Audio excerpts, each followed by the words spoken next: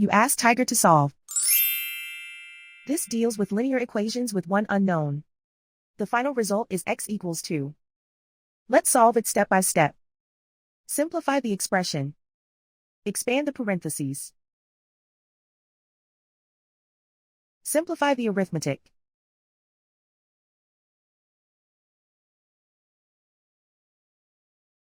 Group all x terms on the left side of the equation. Add 41x to both sides.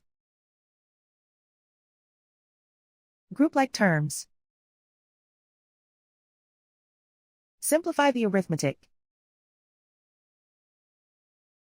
Group like terms. Simplify the arithmetic. Group all constants on the right side of the equation. Add 13 to both sides.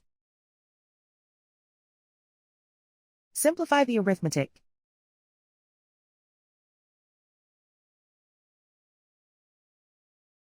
Isolate the x.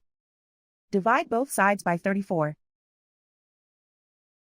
Simplify the fraction.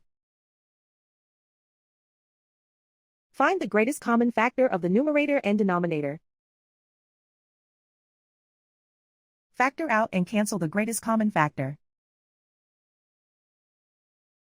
And so the final result is x equals 2.